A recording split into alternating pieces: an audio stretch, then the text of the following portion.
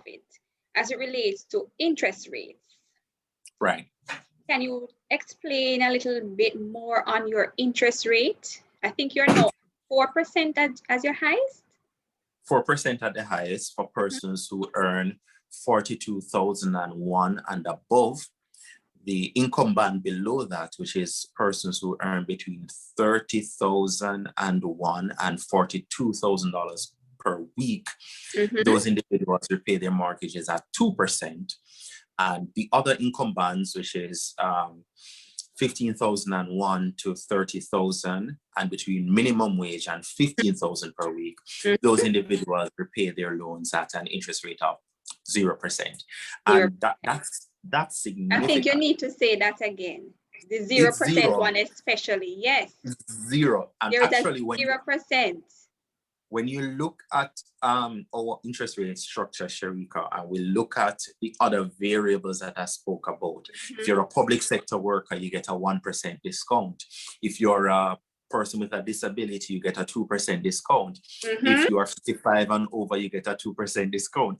When you look at all of that, if I should pull up the NHT's interest rate structure, bearing in mind all of those calculations and variables, what you realize is majority of our mortgages get an interest rate of zero.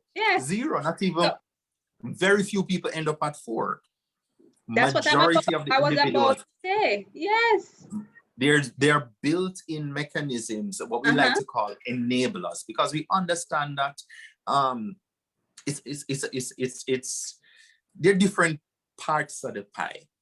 And I know many times persons look at the loan limit and say 6.5, that's all they give me. Really? What 6.5 can do NHT? And I make a point where that is concerned. The NHT's loan limit is 6.5 for a very good reason.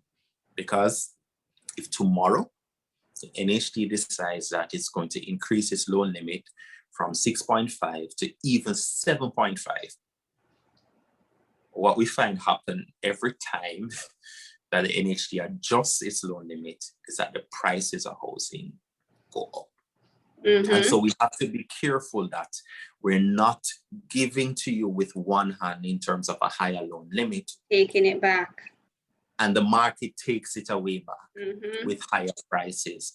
And so I know we get a little beat up sometimes for that to say 6.5 can't do nothing. But trust me, it's 6.5 for a very good reason. Because if we start, if we adjust that 6.5 upward, you think house price is bad? They would only get worse. But it was, we're not a regulator. In that NHT doesn't regulate the housing market. What the NHT understands is that it impacts it.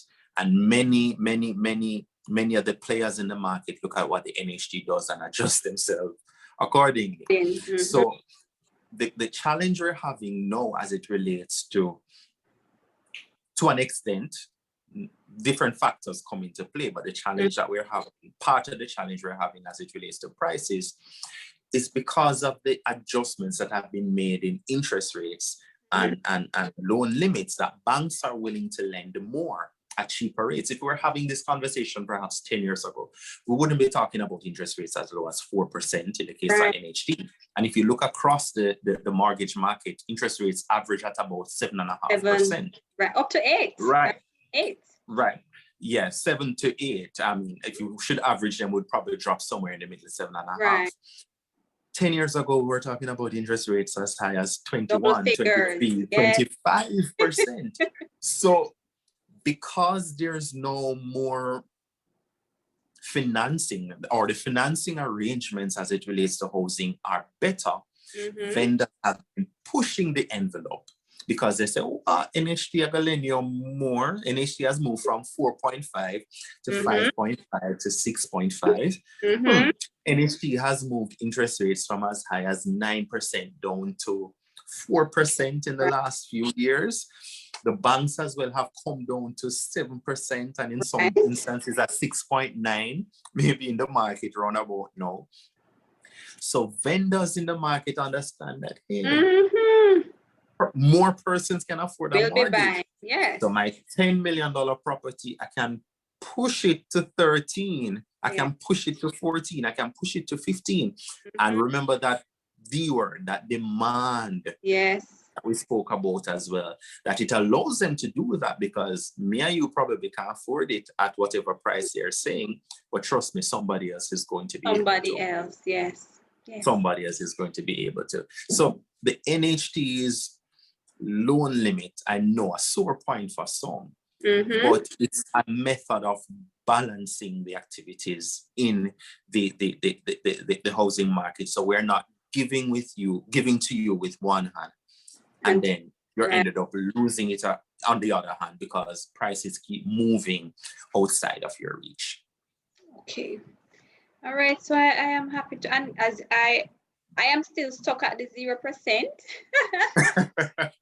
So for persons out there who are earning minimum wage, and they are kind of a little bit depressed because your salary is not where you would really want it to be, and you're looking at the housing market and you're saying, oh, I can't. You can. So go into the NHT, have a sit down, talk with someone, and they will help you. They will provide you with guidance. You can get a 0% interest. Can I make it a little better? Can I make it a little better for those persons? The NHT also has a home grant of $2.5 million. Free money. Free money. A grant you don't have to repay. Again, for individuals at that lower end of the market that earn between minimum wage and $15,000 per week. You've been contributing to the NHT for at least 7 years. You get a home grant of $2.5 million. Plus a 0% interest rate. So you only and pay a 0% more. What you are borrowing. 0%. So the next time, Sharika, you hear that NHT don't help poor people, please help me correct them. Yes, I most definitely please will. Help me correct them. Most definitely will, because what I have been learning on my journey is that never say never. Go in and have a conversation with someone who is familiar with the process. Go to the NHT, let them know your situation that you are in. You probably can't buy the house this year, but you could possibly buy the house in 2 years. So when you go in and you sit down and you have the conversation, now they will provide you with the map. So all right, in the next year or the next 2 years, this is what I have to do to ensure that in the next 2 years I can buy a house. It requires research, it requires planning, and it requires commitment. Once you have those three variables, that's it. Something not gonna happen for you. Trust me. So for the persons who are watching, don't listen to the naysayers. Don't listen to your own negative mind, because sometimes we can be our own worst critic, Yes. You look at the little pay slip and then you just get demotivated. But don't be demotivated. Go into the NHT, carry the pay slip, show it to them, explain to them, and let them help you with the process, and let them help you with what you need to do to ensure you can get a home. 0% plus a $2.5 million free money house grant. Come on, man. You know that here on Just Sharika, we preach real estate and wanting to acquire your own home, because that's one of the biggest achievements we can ever have in this lifetime. Acquiring a property with our name on it.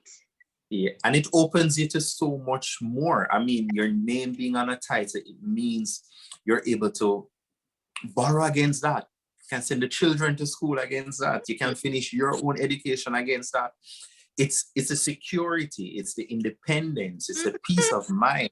It's how we build generational wealth, that if every time we're starting over, because mommy or daddy never left anything behind, we'll never advance to anywhere. Right. But if it is that if it is that with each generation there's something left behind for them to build on, it may not be the house, it may be just the land alone. And the land is fine. And the land is fine. The land is good. Real estate appreciates in value. Exactly. There's something called land banking.